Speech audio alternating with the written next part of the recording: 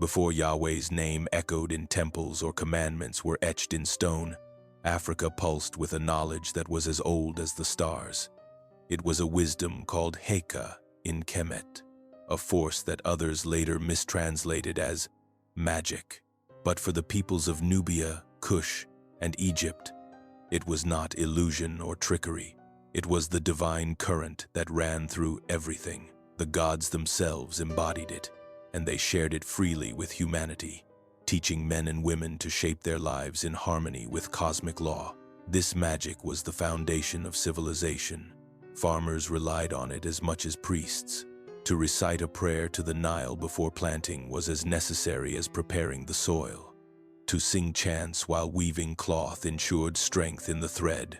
To bless children with words of power protected them from misfortune. Every act, no matter how ordinary, became sacred when infused with Heka. The gods did not withhold this power. They offered it as inheritance, proof that the divine dwelt not only in heaven but in the human tongue, hand, and breath. Isis was revered as mistress of spells and healing incantations. She taught that words could weave protection, restore health, and even raise the dead, as when she reassembled Osiris and breathed life into him again. Her magic was not destruction but restoration, and her followers learned that love itself was a form of enchantment strong enough to mend what seemed broken forever. Thoth, the ibis-headed god of wisdom, revealed another path of magic, the written word. He gave hieroglyphs to humanity, not as symbols alone but as living spells. Every sign carved into stone carried energy. Every text was a ritual in itself. To write was to summon, to preserve, to bind. Through him, scribes became magicians, their pens as powerful as staffs. Ptah, Lord of creation, embodied perhaps the greatest mystery. He spoke the universe into being, showing that thought and speech together could manifest reality. His teaching was simple yet profound. What you conceive in your mind and declare with your voice has power to shape the world. His magic was not confined to temples. It lived in every oath, every promise, every declaration. These gods did not offer magic as rebellion against order, but as participation in it. To work with Heka was to align oneself with the rhythm of creation. Healing, divination, protection, fertility, all these were extensions of the same truth, that the cosmos is alive and that humanity has the right to live in balance with its power. It is no wonder that later empires, encountering these traditions, grew fearful.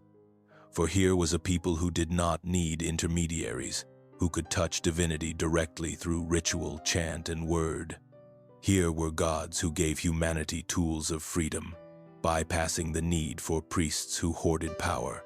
To control such people, their gods had to be diminished and their magic recast as sin. Yet before this erasure took hold, the gods' teachings flourished, shaping kingdoms and daily life alike. They revealed not only how to heal and protect, but how to govern, how to measure truth, how to see law itself as a form of enchantment. And it is in these teachings that we glimpse the true extent of their gift, the first schools of magic, where gods became instructors and humanity their pupils. To understand the depth of Africa's ancient power, we must look closely at the gods themselves, for each embodied a different aspect of Heka, the force of creation, the essence of what later came to be dismissed as magic. They were not distant rulers demanding blind obedience, but teachers who gave humanity tools of transformation. Their lessons were not confined to temples. They shaped the daily rhythm of life, ensuring that every person, from king to farmer, lived in communion with the unseen. Isis was perhaps the greatest of these instructors. Called the mistress of spells, she was more than a goddess of fertility and motherhood. She was a sorceress who understood the hidden laws of life and death. Through her myth of reassembling Osiris, she taught that love could transcend destruction and that devotion itself carried magical power. From her came rituals of healing, charms for childbirth, and prayers for protection. Women whispered her words when they wrapped newborns, and priests called on her in complex rites. Isis showed that magic was not mere manipulation but restoration, the art of bringing wholeness out of what had been broken. Thoth, the ibis-headed god of wisdom, gave humanity the gift of the written word. Hieroglyphs were not letters in the modern sense. They were sacred signs, each alive with power. To carve a name into stone was to secure its immortality. To write a ritual was to bind a spell into permanence. Thoth revealed that knowledge itself was magic, that wisdom carried force beyond the physical. From his teachings came libraries, temples of learning, and the idea that language itself could be a bridge between worlds. Ptah, the ancient craftsman god, unveiled another layer of creation. His magic lay in thought and speech, for he conceived the universe in his heart and spoke it into existence. Every oath, every promise, every proclamation carried his power. Builders invoked him before shaping stone, knowing that words spoken in alignment with truth ensured lasting creation. In Ptah's philosophy, to speak was to shape reality, a teaching so profound that it would echo later in biblical texts declaring, "In the beginning was the Word." Then came Ma'at, not merely a goddess but the very principle of truth and balance. She taught that the greatest magic was alignment with cosmic order. Her feather of truth weighed every soul, reminding humanity that lies, greed, and injustice disrupted harmony itself. Living by Ma'at was not superstition but the highest form of spiritual power, for it kept the heart light and ensured eternal peace. Her law was simple yet inescapable. The cosmos bends toward truth, and those who live in balance thrive. Even the darker mysteries were given teachers. Anubis, guardian of the dead, revealed the sacred rites of embalming and protection of the soul. He taught that even death was not chaos but a transition governed by law. Through him, humanity learned that magic was not about escaping mortality but guiding it, preparing the soul to continue its journey. In West Africa, the Orishas carried these same truths. Shango, with thunder at his command, revealed the magic of fire and rhythm. Ogun, master of iron, taught the sacred power of tools and weapons. Oshun embodied the enchantment of sweetness and beauty, showing that love and joy themselves bend reality. Yamaya, mother of oceans, revealed the vast healing magic of water. Each Orisha was both protector and teacher, gifting humanity practical and spiritual knowledge. Together, these gods formed a pantheon of instructors. They did not demand unquestioning loyalty, but offered knowledge that freed, empowered, and connected people directly to the divine. It was a partnership between gods and humans, a covenant of wisdom, but this partnership would not remain unchallenged. When foreign powers rose, they feared a people who carried divinity within their own rituals and songs. To dominate them, empire had to sever the connection. And so, the teachings of these gods were not simply forgotten, they were deliberately stolen, distorted, and rebranded as the miracles of Yahweh. The people of Africa had lived for centuries in harmony with the gods who taught them magic. Their rituals of healing, divination, and protection were not secrets to be hoarded but shared wisdom that bound society together. Yet when new powers entered the stage, tribal deities hardened into empire gods. The very same arts once revered as sacred began to be condemned as dangerous. Yahweh's rise did not happen in isolation. It was shaped by encounters with civilizations where magic was already law, and in those encounters, what had been divine became branded as sorcery. The Bible itself reveals the tension. Moses, raised in Pharaoh's court, would have known the rites of Isis, the spells of Thoth, the words of Ptah. The plagues he unleashed upon Egypt, turning water to blood, summoning hail and darkness, were the very acts priests of Kemet had long performed as rituals of balance and power. Yet once rebranded under Yahweh's name, they ceased to be magic and became miracles. The difference was not in the act, but in the source to which it was attributed. Empire thrives on monopoly. If the gods of Africa gave people direct access to divine power, then Yahweh's priests could not control them. To establish their authority, they had to delegitimize the old teachers. The feather of Ma'at, once symbol of eternal justice, was silenced. The enchantments of Isis, once spells of healing, were called witchcraft. The wisdom of Thoth, once seen as sacred writing, was condemned as idolatry. The law of balance was rewritten as a law of obedience to one jealous God. Yet irony bleeds through the pages of Scripture. When Joseph interpreted Pharaoh's dreams, he was practicing the art of divination long taught by Thoth. When Elijah called down fire from heaven, he mirrored the storms of Shango. When prophets healed the sick with spoken word and oil, they carried on the magic of Isis. Even the raising of Lazarus echoed Osiris's resurrection, stripped of its original name. These acts were not new, they were old African arts, absorbed and rebranded to serve the narrative of Yahweh's supremacy. What empire could not erase, it demonized. Sorcery became a crime, punishable by death. Diviners were condemned, herbalists hunted, midwives accused of witchcraft. Yet beneath the condemnation lay fear, fear of a power too ancient to be controlled, too widespread to be monopolized. The very things once celebrated as gifts of the gods were transformed into threats.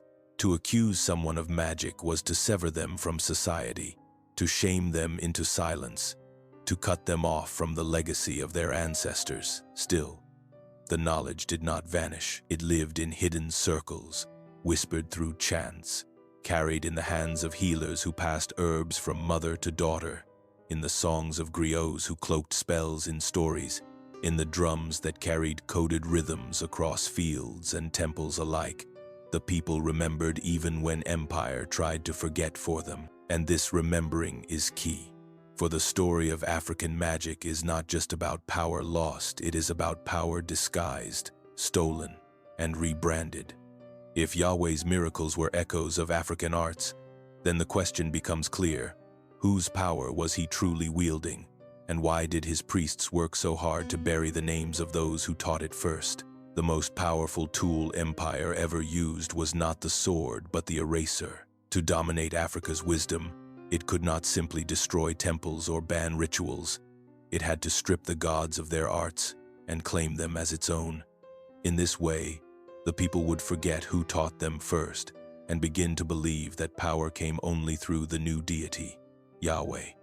The theft was subtle yet devastating, for it turned memory into silence and law into obedience. Healing was the first art taken. In the temples of Isis, women and men practiced the laying of hands, the use of herbs, the chanting of spells that aligned body and spirit. Healing was not merely medicine but magic, born from divine compassion. Empire absorbed this art into the stories of prophets and apostles, declaring that miracles of healing came exclusively through Yahweh or Christ.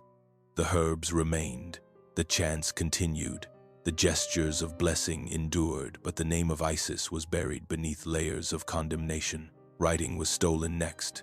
Thoth had revealed hieroglyphs as living magic, each sign a doorway to power. Scribes carried authority equal to priests, for their ink-bound law preserved memory and invoked gods. But empire claimed writing as its own sacred act. The Torah, the Bible, the scriptures declared themselves divine revelation, as though the very act of recording truth had not already been given to humanity by Thoth. The ink was African, but the credit was stolen. Prophecy and vision followed. African priests read the stars, interpreted dreams, and communed with spirits through trance. These practices were central to Nubia, Kush, and Yoruba traditions, where divination was a sacred dialogue between human and divine. Yet in Scripture, prophecy was declared exclusive to Yahweh's chosen.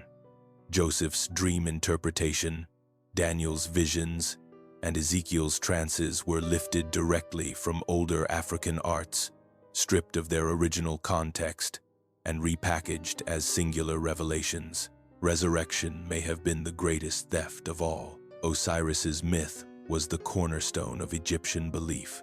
A god who died, was resurrected, and ruled the underworld, promising eternal life to those who lived in truth. For millennia, His name assured people that death was not the end. When Christianity emerged, this art was absorbed into the story of Christ. Resurrection was not new, it was Osiris rebranded, his name silenced, his power claimed for another. Even the rituals of justice were absorbed. The negative confessions of Ma'at, 42 principles spoken by the soul before judgment, declared innocence or guilt. I have not stolen. I have not lied. I have not oppressed the poor. These were the true first commandments. Yet empire recast them as Yahweh's 10, shortening, simplifying, and erasing Ma'at's feather of truth. Law itself was stolen, narrowed into rigid decrees designed to command obedience rather than sustain harmony. The theft was not passive, it was systematic, deliberate. Each African god who taught magic was demonized. Isis became a pagan mother. Thoth became a false idol. Ma'at vanished entirely. The Orishas were cast as devils. At the same time, their gifts, healing, writing, prophecy, resurrection, justice were absorbed into empire's theology, reframed as if Yahweh had originated them. But memory lingers. Every time a healer lays hands on the sick, every time a dream is read as a message, every time resurrection is celebrated at Easter, the stolen arts whisper of their true origin. They remind us that before Yahweh, the gods of Africa had already given humanity the tools of magic. And though empire tried to bury their names, the people never stopped practicing. In secret, in shadow, in song, the arts continued. What was stolen could also be reclaimed, and the gods' magic, though renamed, was never destroyed. Empire may have stolen the names of the gods, but it could not silence their power. The arts they taught, healing, prophecy, enchantment, resurrection, lived on in the daily practices of the people. Even as priests condemned them, even as laws outlawed them, magic flowed quietly through hidden channels. It survived in whispers, in gestures, in songs that carried more than melody. The people remembered, even when they pretended to forget. The healers endured first. In villages across Africa, women prepared herbs for childbirth, men laid hands to mend broken bones, and chants rose to ward off sickness. Empire called them witches, yet communities knew they were guardians of divine wisdom. Each poultice mixed, each word spoken, carried the legacy of Isis. To heal was to resist erasure, to declare that compassion was stronger than condemnation. The scribes and storytellers also preserved the magic of Thoth. Even when hieroglyphs were dismissed as pagan writing, oral traditions kept the spells alive. Griots sang lineages that bound families to their ancestors, and each story was more than history. It was a ritual, a way of shaping memory into power. To tell a tale was to speak magic into being. The dream interpreters and diviners kept their craft in shadow. Where once they read stars in open temples, now they whispered their visions by firelight. Bones were cast, cowrie shells thrown, and patterns studied in silence. Prophets of Yahweh may have claimed exclusivity, but diviners knew they were practicing the same arts taught by Thoth and Orunmila, reshaped but never extinguished. The rites of resurrection survived in funerals. Even as priests preached about heaven and hell, African families poured libations to Osiris and invoked ancestors to guide the soul. The Christian cross placed at graves became layered with older symbols of eternity. Death, to them, was still a passage, still governed by ancient magic. They carried the memory that Osiris had promised long before Christ was named. Even in the diaspora, across oceans and under chains, the magic lived.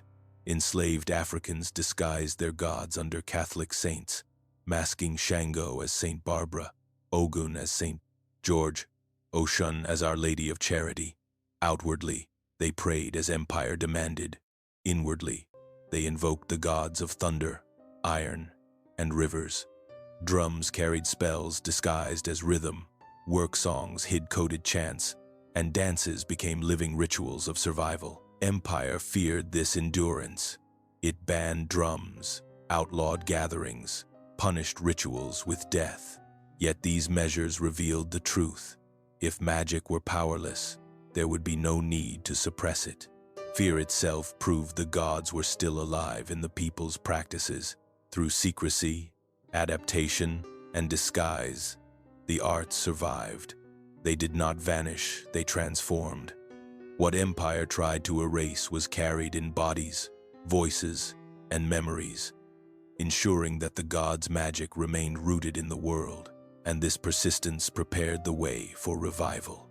For when the masks of saints and scriptures began to slip, the magic that had survived in shadow was ready to rise again in the light, reminding the world of the gods who had taught it first. When empire condemned the gods of Africa, it did not banish their magic entirely. Instead, it absorbed it, cloaked it in new language, and rebranded it as its own. What had been Isis's enchantments became Christian miracles. What had been Thoth's spells of writing became scripture. What had been Osiris's promise of resurrection became the central claim of a new faith. The gods' power never left the world. It was simply disguised, hidden in plain sight within the very religion that denied them. Take the Eucharist, the ritual of bread and wine. In Kemet, offerings of grain and beer were consecrated to Osiris, representing fertility, resurrection, and the cycle of life. To eat was to commune with divinity, to align oneself with the gods' eternal rhythm. Christianity absorbed this practice, transforming it into communion with Christ. The bread and wine remained, only the name changed. Or consider baptism. Long before priests poured water over converts, Africans immersed themselves in sacred rivers. To bathe in the Nile was to cleanse body and spirit, to invoke Ma'at's balance, to be reborn in truth. Ritual purification was central to magic, a way of aligning with divine law. When the church adopted the practice, it was stripped of Isis and Ma'at, recast as a declaration of loyalty to Yahweh. The act was the same, the gods erased. The laying of hands for healing is another example. Isis was invoked in chants to mend bodies, and healers touched the sick while calling on her name. The practice carried into the rituals of early Christianity, where apostles laid hands and anointed with oil. The gestures remained, but the credit shifted. What was once the magic of Isis became the miracle of Christ. Even the concept of resurrection itself was absorbed. Osiris had long embodied death and rebirth. His myth celebrated every year as assurance that life would rise again. This became the template for Christ's resurrection, rebranded as the first and only true triumph over death. Yet Osiris's promise had already comforted the people of Africa for millennia. Symbols, too, were stolen. The Ankh, sign of eternal life, appeared in Christian crosses. The feather of Ma'at echoed in the scales of justice carved above European courts. The all-seeing eye of Horus was reframed as the eye of God. Each image lived on, though stripped of its original names and meanings. This disguise was not accidental. Empire understood that people could not live without ritual, without magic, without signs of divine presence. To strip them away entirely would spark rebellion. So the arts were preserved but renamed, hidden beneath the cloak of Yahweh's authority. In this way, empire could both condemn and co-opt African power, ensuring control while still feeding spiritual hunger. Yet disguise does not erase origin. Each time communion is shared, each baptism performed, each healing prayer whispered, the god's magic stirs beneath the surface. It survives in ritual, waiting for recognition. The church may have claimed ownership, but the rhythm of Africa beats within its sacraments, and once recognized, this hidden inheritance becomes undeniable proof. Yahweh's power was not born in isolation. It was borrowed, absorbed, and repackaged from gods who taught magic long before his name was spoken. Empire did not fear magic because it was false. It feared it because it was real. The gods of Africa had given humanity direct access to the divine, and such access meant independence.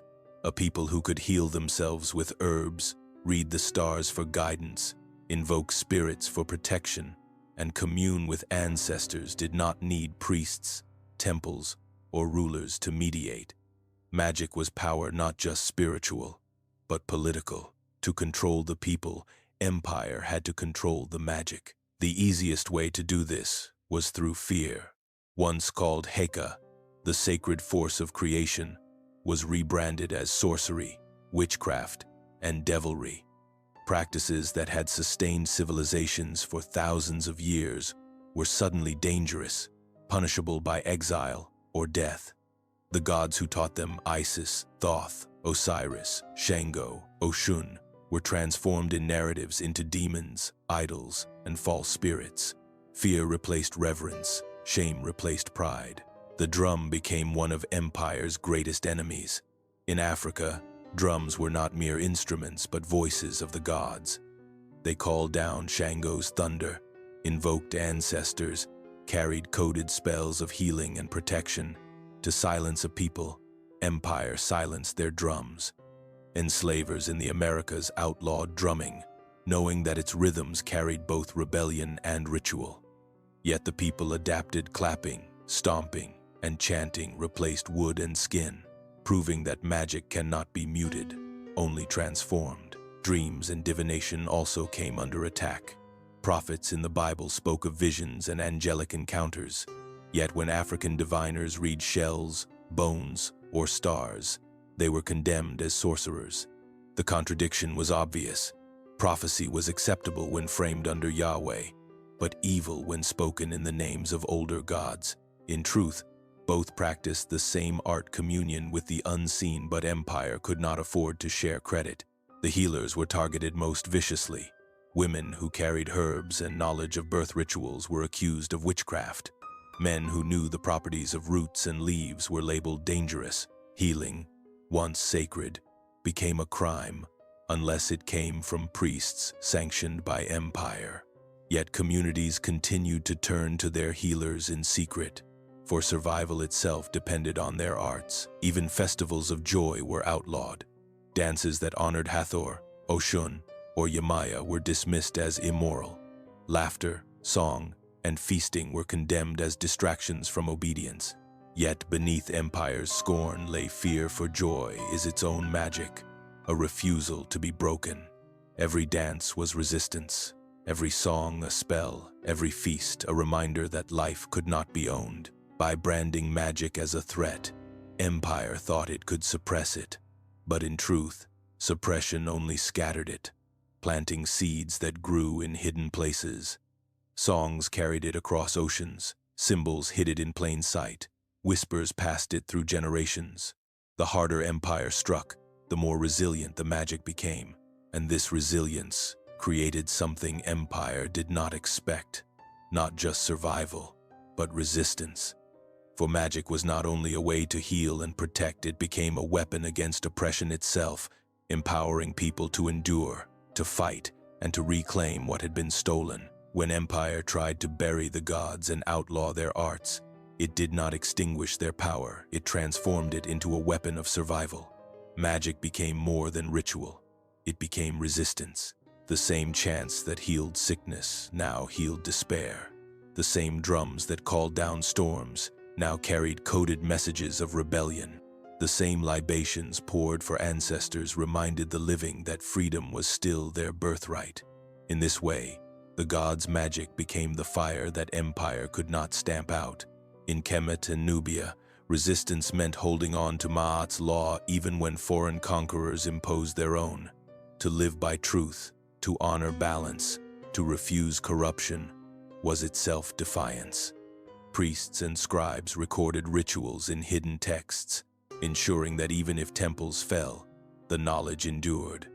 Every secret scroll was an act of rebellion, a declaration that wisdom belonged to the people, not to empire. In West Africa, the Orishas embodied resistance in raw form. Shango's thunder was invoked during uprisings, his storms read as signs that tyranny would not last forever. Ogun, master of iron, empowered rebels who turned farm tools into weapons. Oshun and Yemaya, goddesses of sweetness and oceans, taught that even tenderness was resistance, that to love, nurture, and protect joy was a refusal to surrender to oppression. Rituals were no longer just devotion, they were strategies of endurance. In the Americas, enslaved Africans carried these gods across the ocean, hiding them beneath the faces of Catholic saints. Outwardly, they prayed to Saint Barbara. Inwardly, they called on Shango. They celebrated feast days that empire thought were Christian, but behind the hymns pulsed drumming, dancing, and offerings to the Orishas. This disguise preserved their gods, their identity, and their strength, making survival possible in lands designed to erase them. Rebellions themselves were sparked by ritual. In Haiti, the famous Bois Caiman ceremony of 1791 began with Vodun priests calling the Elwha to witness and strengthen the enslaved. Drums thundered, sacrifices were made, oaths spoken, and the uprising that followed gave birth to the first free Black republic in the Americas. Empire thought it had silenced the gods, but in truth, they were marching at the front lines of liberation. Even where open revolt was impossible, magic fueled quiet defiance. Work songs sung in the fields carried coded instructions for escape. Charms sewn into clothing invoked protection from hunters. Stories told to children contained veiled histories, ensuring memory survived even in bondage. Every spell, every chant, every rhythm was an act of rebellion disguised as survival. Empire feared this more than swords or armies, for armies could be defeated, but a people rooted in their gods could not be broken. The more magic was condemned, the more it became the lifeblood of resistance. It reminded the oppressed that empire's laws were not the ultimate laws, that Yahweh's priests did not hold the only truth, that freedom was not granted by rulers but sustained by ancestors and gods who had walked with them from the beginning. And so resistance was not only political but spiritual. To invoke Isis, Oshun, or Shango was to reject the authority of those who claimed Yahweh as supreme. To dance, to drum, to heal, to prophesy, these were not just cultural acts, but rebellions in motion, living proof that the gods' magic was still alive, still teaching, still fighting for their people. When open worship became dangerous, the gods retreated into secret places, not because their power faded, but because their people protected them like treasure. Hidden altars bloomed across villages, homes, and even the bodies of believers. To empire, it seemed the gods had been erased. In truth, they had gone underground, their magic woven into silence, disguise, and memory. In Kemet, when temples were seized by foreign rulers, families created miniature shrines at home. A simple bowl of water became an offering to Isis. A feather etched into clay honored Maat. The Ankh, drawn discreetly on walls or pottery, whispered of eternal life. These altars were disguised as household objects, yet every gesture maintained a dialogue with the gods. Magic survived not in grand temples but in ordinary rooms, proving it could not be confined. In West Africa, the Orishas were honored in sacred groves and hidden spaces where empire's gaze could not reach. A pot filled with river water was Oshun's shrine. Iron buried in the ground belonged to Ogun. A thunderstone found after a storm was kept as Shango's presence. Each token, no matter how small, was a spark of divine fire guarded in secret. Across the Atlantic, in the Americas, hidden altars took new forms. Enslaved Africans disguised them within Catholic images. Shango was cloaked as Saint Barbara, Yemaya as Our Lady of Regla, Ogun as Saint George. To outsiders, these were Christian devotions. To insiders, they were coded shrines. A rosary could be both a prayer to Mary and a chant to Oshun. A candle lit at a saint's statue could carry the name of an Orisha. The gods lived behind masks, their altars built in the very structures meant to erase them. Even the body itself became altar. When drums were banned, the hands clapped, feet stomped, and voices layered into rhythm. Every heartbeat became a drum for Shango. Every dance step honored Hathor or Oshun. The body carried spells, gestures, and symbols that empire could not confiscate. A scarification mark was more than ornament. It was a sigil of power, a permanent altar on flesh. In funerals, altars rose again. Families poured libations for the dead, even under the guise of Christian burial. The soil itself became sacred, marked with charms, feathers, and stones that guided the soul to Osiris and Anubis. Empire declared heaven and hell, but the people remembered the Duat, the realm of transition, and kept faith with those who weighed hearts long before Yahweh claimed judgment. These hidden altars were not just resistance, they were survival. They were classrooms where children learned the names of gods whispered into their ears. They were meeting grounds where community thrived even under oppression. They were the last line of defense against erasure, and though they were secret, they were powerful. Each candle lit in silence, each offering disguised as something else, each prayer whispered in a tongue forbidden was a declaration. We have not forgotten. The gods may have been forced into hiding, but their power remained in every hidden altar, pulsing, waiting, preparing for the day when they would be unmasked again. For centuries, the gods survived behind masks, their altars hidden, their rituals cloaked in silence, yet no truth stays buried forever. Slowly, their names slipped past lips again, first in whispers, then in chants, then in festivals that could no longer be disguised. The unmasking was not sudden, it was a long awakening, a steady return of voices that had never truly been gone. In Brazil, millions now gather each year on the beaches, dressed in white, to honor Yamaya, mother of the oceans. Flowers, perfumes, and candles are cast into the sea, offerings that empire once tried to ban. What was once hidden in the shadows of Catholic devotion is now celebrated openly, waves carrying prayers across the horizon. Yamaya's law of life-giving water flows freely again. In Cuba, practitioners of Santeria lift the veil entirely. No longer forced to call Shango by the name of Saint Barbara, they declare his thunder without disguise. Oshun's sweetness pours into rivers openly. Ogun's iron gleams on altars, and Yamaya is revered in her own name. The saints remain, but the Orishas have stepped from behind them, unashamed, undeniable. In Haiti, the law speak openly through Vodun ceremonies. Possession, once condemned as demonic, is now honored as divine communion. Drums that once terrified slave masters now resound as proof of survival, carrying the voice of Shango, Legba, and Ezili across the night. Every festival is both memory and prophecy, memory of the gods who guided them through chains, prophecy of a future where their names will never again be silenced. Even in Africa itself, revival stirs. In Nigeria, Yoruba traditions flourish, and the Orishas are honored in daylight. In Egypt, scholars and seekers reclaim the wisdom of Ma'at, Osiris, and Isis, peeling away centuries of distortion. Across the continent, rituals once dismissed as superstition rise again as living philosophy, restoring dignity to traditions older than empire. And in the West, where erasure struck hardest, the gods reappear in art, scholarship, and activism.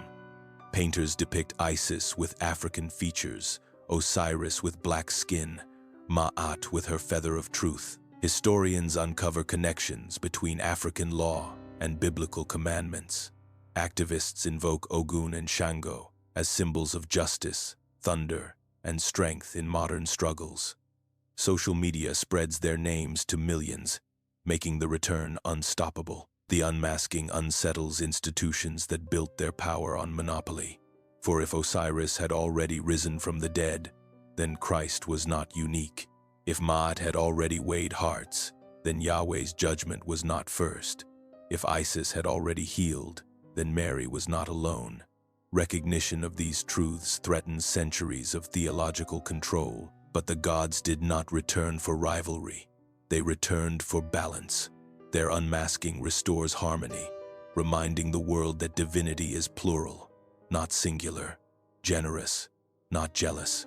They remind us that law was never about blind obedience, but about alignment with truth, justice, and cosmic order. Now, their festivals roar, their drums echo, their names resound.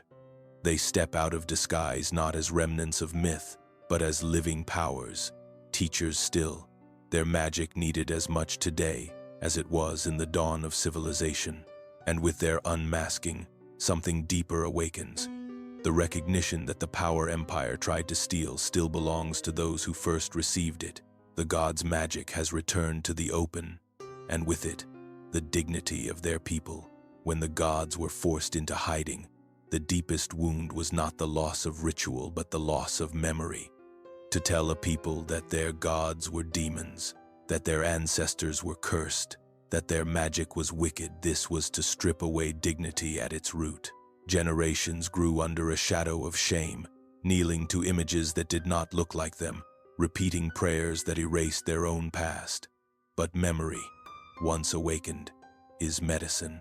To remember the gods is to begin to heal. Healing begins with dignity.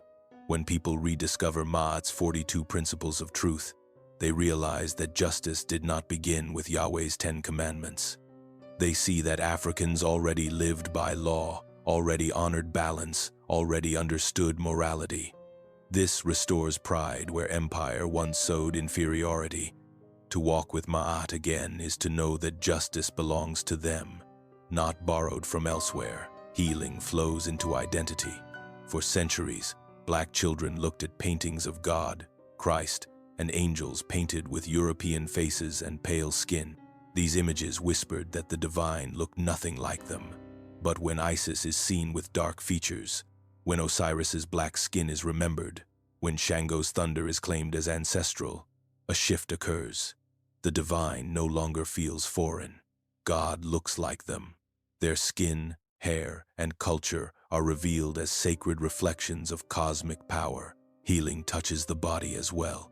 Empire taught that desire was sin, that dance was lust, that joy was a distraction. But the gods remind us that the body itself is temple. Hathor's dance is prayer. Oshun's sweetness is blessing. Yemaya's embrace is protection. To honor the body is to honor the divine spark within it. The shame imposed by empire dissolves when the body is recognized again as altar, as magic incarnate. Communities also heal through ritual memory. Festivals once banned are now celebrated openly, bringing people together not in fear but in joy. Libations poured for ancestors reconnect families to their roots. Songs sung in native tongues reawaken spirits long silenced. What empire fractured, memory restores not as nostalgia, but as living presence. Even trauma is transformed.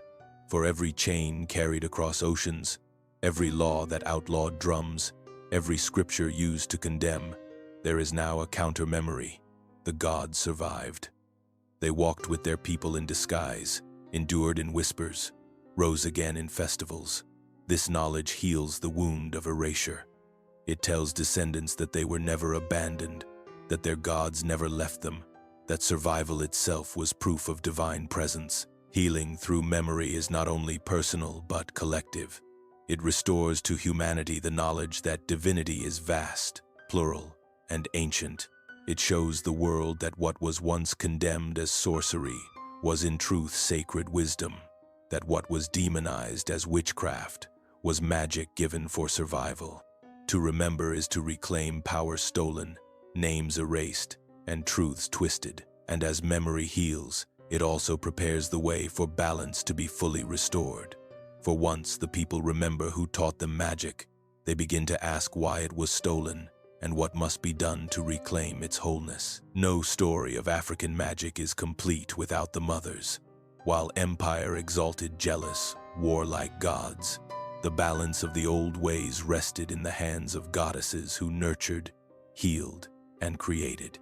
Their wisdom was not lesser, but essential, the other half of the cosmos, the law of compassion, to balance the law of power.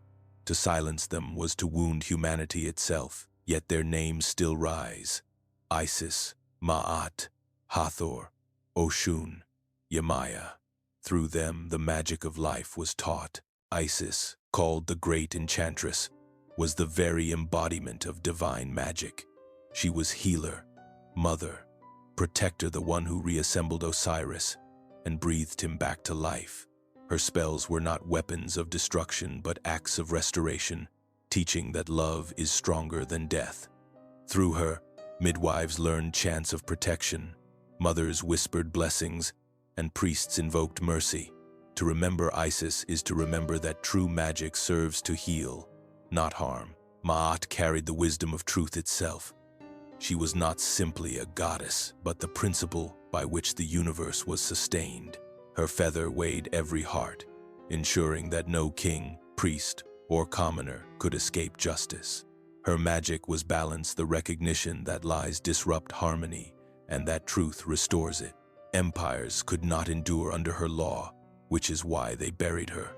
But to this day, the image of scales above courts across the world is her shadow, her memory refusing to fade. Hathor, goddess of joy, beauty, and music, taught another form of magic, the sanctity of pleasure.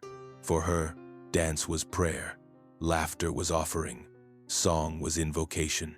She reminded humanity that joy itself is holy, that life without celebration is incomplete.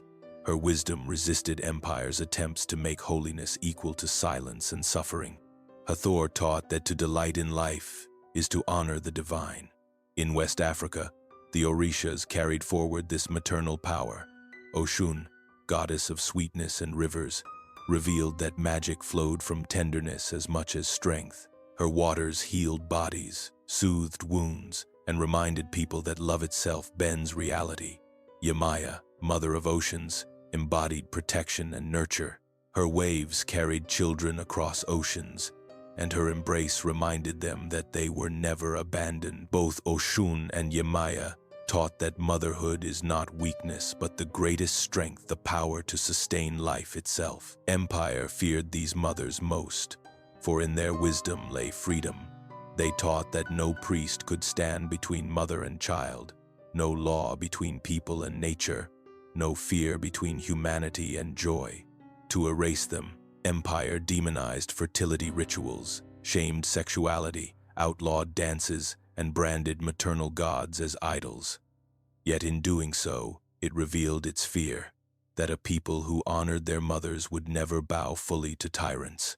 But the mothers endured, hidden in lullabies, remembered in rivers, invoked in the names whispered to newborns. Their presence never left. And now, as their names rise again, they restore what was stolen, the truth that magic is not only thunder and fire, but also healing, nurture, and joy.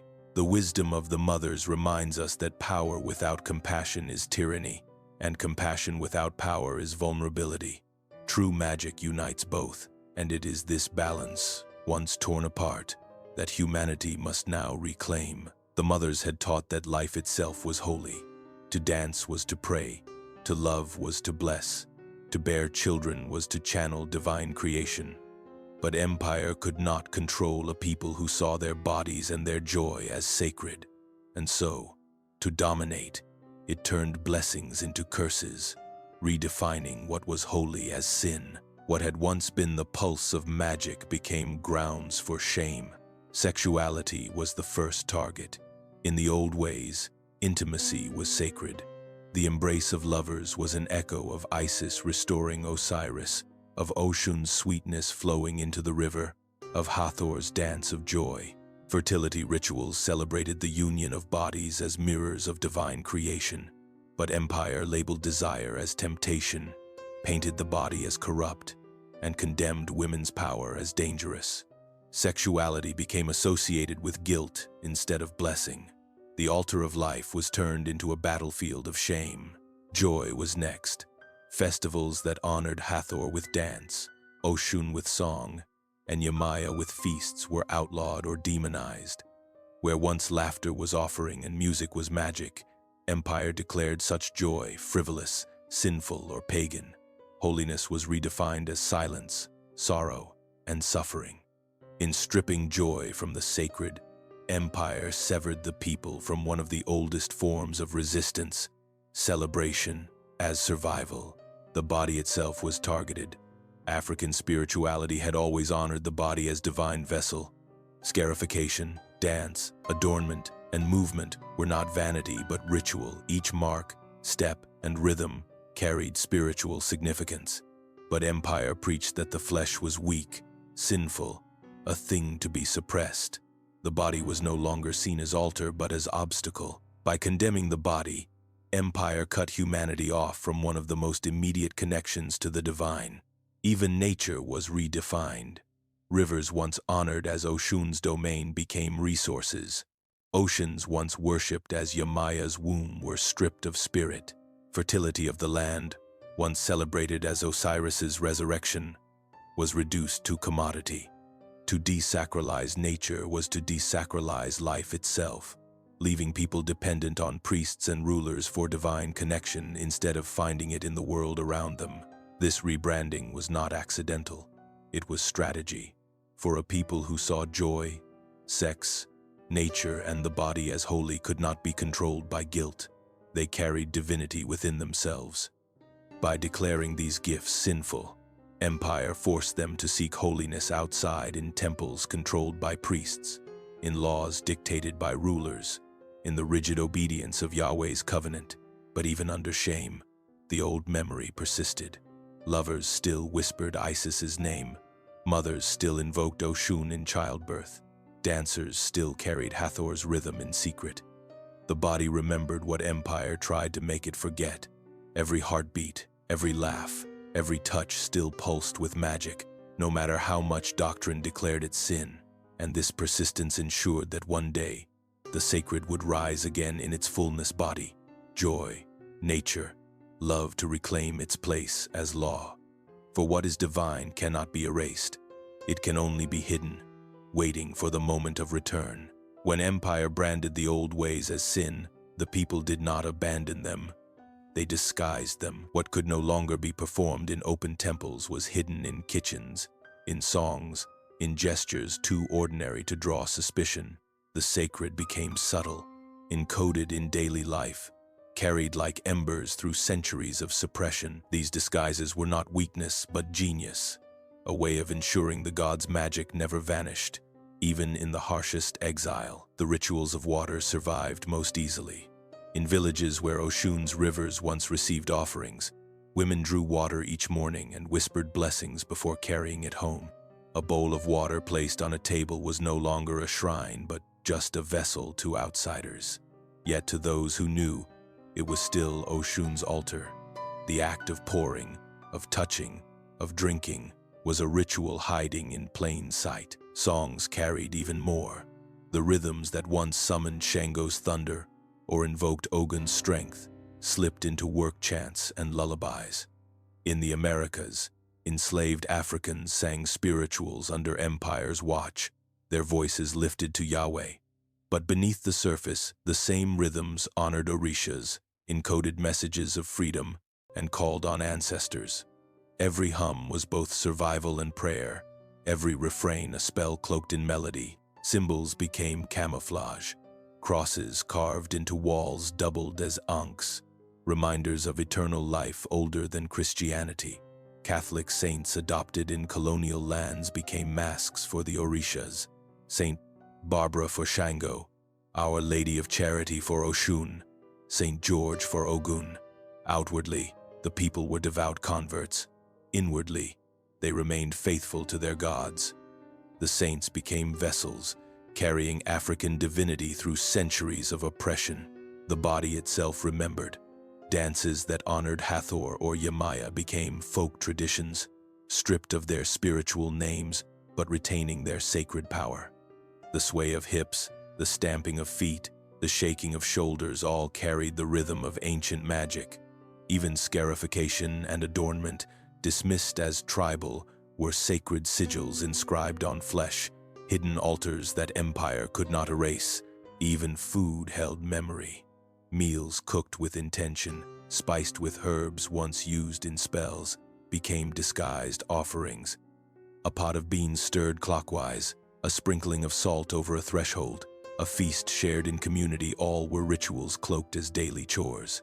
Every bite was prayer, every recipe memory preserved. These disguises ensured continuity. The gods were never gone. They were veiled. Their names may have been whispered, their altars concealed, their rituals transformed, but their power flowed through hidden channels. And when outsiders looked, they saw only compliance, a people baptized, converted, assimilated. But beneath that mask, the sacred pulsed, stubborn and unbroken. Disguise was not defeat. It was strategy, a way of planting the gods in the heart of empire itself.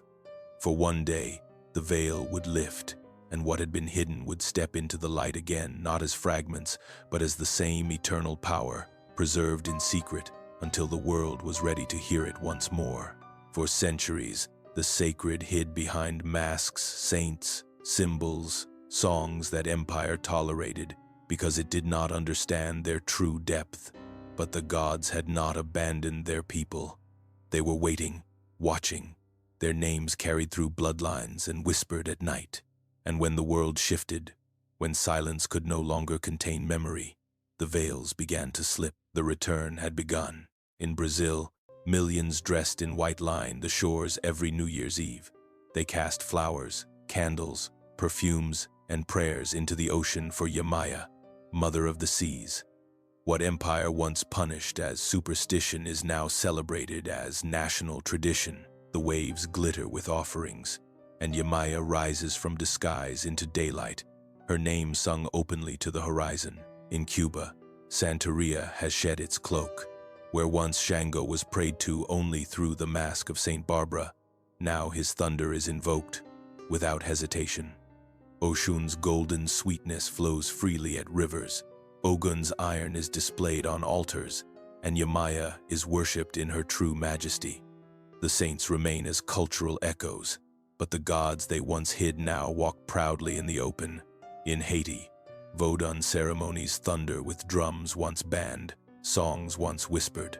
The LWA speak again through possession, guiding and protecting their people just as they did before exile. What was branded witchcraft has revealed itself as survival, resilience, and sacred truth. Every festival is a proclamation. The gods are alive, and they have never left.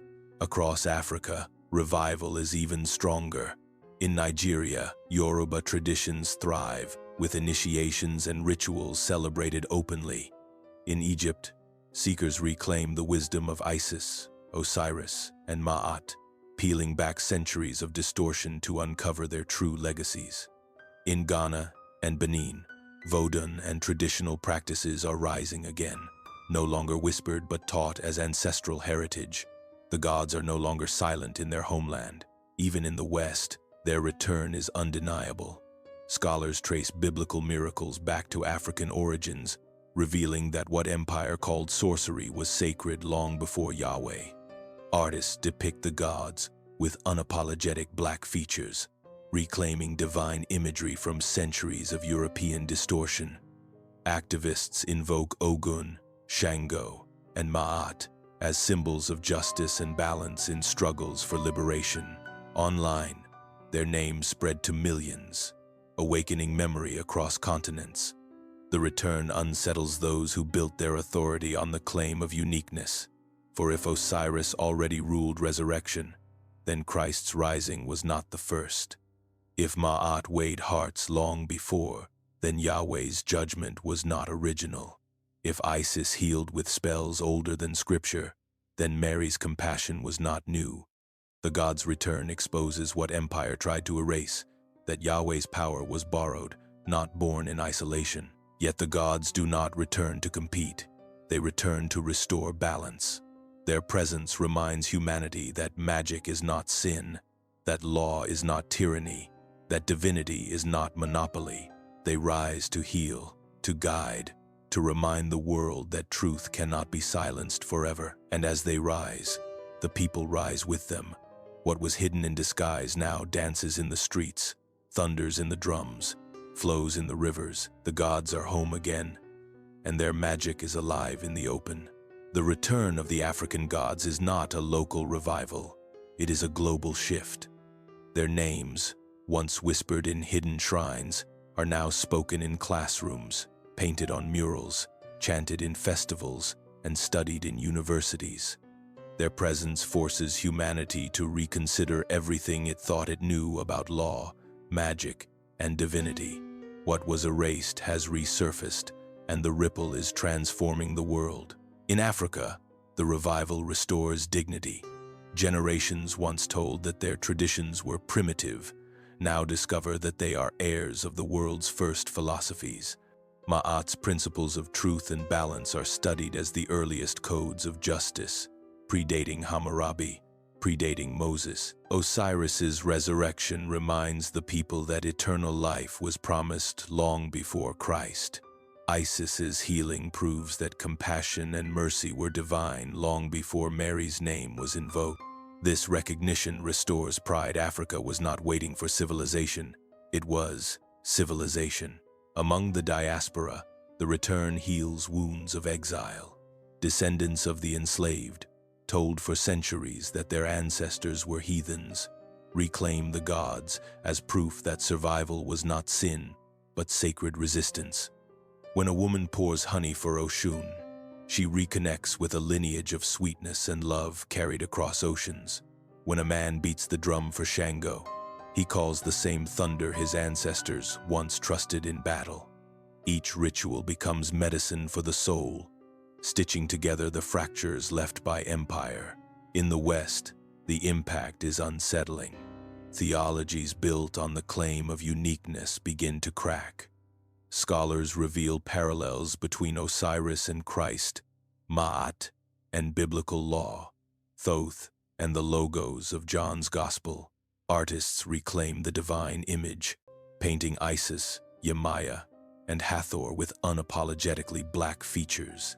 Activists invoke Ogun's iron and Shango's justice in protests, tying modern struggles to ancient powers.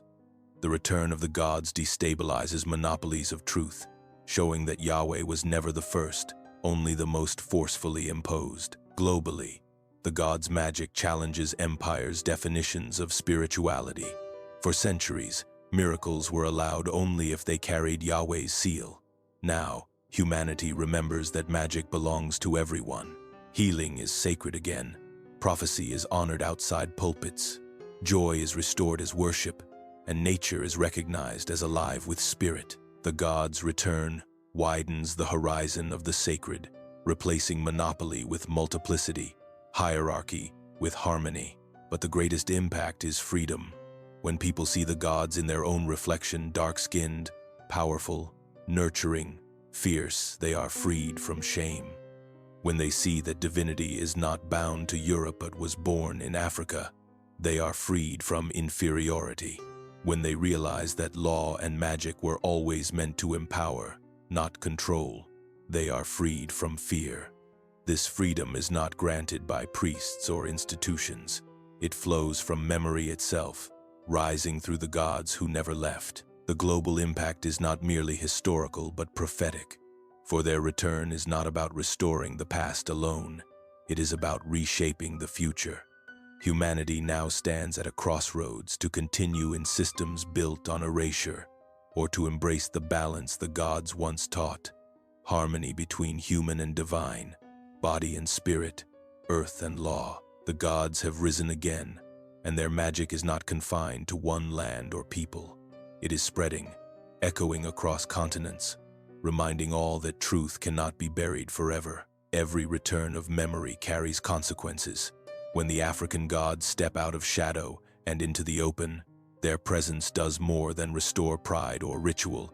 It destabilizes the very structures built on their erasure. Empires and institutions that grew powerful by monopolizing truth now face the unraveling of their foundations. For if Yahweh was not the first, then his supremacy is not absolute. If Christ's resurrection was not unique, then centuries of theology tremble. The awakening shakes more than faith. It shakes power itself. The first consequence is the collapse of monopoly. For generations, churches taught that access to God flowed only through them. But when people remember Isis healing, Ma'at weighing hearts, Osiris conquering death, or Shango hurling thunder, they realize divinity is not limited to one story. The sacred is plural, not singular, abundant, not scarce. Institutions lose their hold when people rediscover that they do not need gatekeepers to commune with the divine. The second consequence is the rise of spiritual autonomy. Healers once shamed as witches are recognized again as custodians of wisdom. Dancers reclaim their bodies as altars. Dreamers interpret visions without fear of condemnation. Communities revive rituals of rivers, forests, and ancestors, bypassing hierarchies of priests. This autonomy terrifies empire because it is freedom, a freedom that cannot be taxed, legislated, or silenced. The third consequence is political. When activists invoke Ogun's iron as a symbol of justice, when protesters chant Ma'at's truth against corruption, when movements for liberation call on Yamaya to protect her children, politics becomes sacred again. The gods return not only to heal but to empower. Every act of resistance is fueled by ancestral power. Every demand for justice backed by divine law older than empire itself. The fourth consequence is cultural rebirth. Songs once confined to churches expand into chants of orishas. Art replaces pale, distant images of holiness with dark, vibrant depictions of Isis, Osiris, and Oshun. Literature reclaims the wisdom of Thoth and the laws of Ma'at. Children grow up seeing themselves reflected in divinity, erasing centuries of shame. Culture becomes weapon and medicine, shaping new generations who know they are sacred. But perhaps the most profound consequence is fear not in the people, but in those who built their authority on erasure. Institutions sense their monopoly slipping. Priests, pastors, and rulers who depended on fear of sorcery and loyalty to Yahweh's exclusivity find their grip weakening. They brand the revival dangerous, pagan, demonic, just as empire once did. Yet such accusations only reveal their insecurity, for truth defended by fear is no truth at all. The awakening cannot be stopped because it does not rely on temples or books alone. It lives in bodies, songs, rivers, and dreams. It lives wherever people honor balance, justice, joy, and creation. And once remembered, the gods' magic cannot be unlearned. The consequence, then, is not destruction but transformation. Humanity begins to see law not as chains but as harmony, magic not as sin but as survival, divinity not as monopoly but as multiplicity. This reshaping is dangerous to empire but healing to the world. And yet, one question remains. If remembering brings freedom, what future might unfold when the gods are not only remembered but fully embraced again? The gods of Africa were never only about the past. Their wisdom was not preserved to be locked in dusty temples or buried under forgotten altars. It was always meant to guide the future. Now that their names are spoken again, their magic remembered, their balance restored, we are left with a question. What happens when humanity not only recalls their power but chooses to live by it once more? The future they point to is one of balance. Ma'at's feather still waits to weigh hearts, reminding us that justice is not decreed by rulers but measured in truth. If humanity listens, societies may begin to root law not in fear of punishment but in harmony with cosmic order. Courts, governments, and leaders would be accountable not to dogma but to truth itself, a truth older and deeper than empire ever allowed. The future they promise is one of wholeness. Isis teaches that love restores what death tries to scatter, that compassion can reassemble even broken nations. Her magic whispers that healing is not only for bodies but for communities and histories. The fractures left by empire can be mended, not through denial, but through remembering what was lost and daring to love it back into life. The future they reveal is one of joy. Hathor and Oshun remind us that celebration is sacred. In their vision, festivals are not distractions but rituals of survival, proof that a people alive in laughter and dance can never be enslaved in spirit. Humanity's destiny, if aligned with them, is not austerity but abundance, a world where joy is as holy as prayer. The future they demand is one of freedom. Shango's thunder still rolls for justice. Ogun's iron still forges paths. Yamaya's waters still shelter her children. Their return insists that liberation is not a gift from rulers, but a birthright guarded by the gods themselves.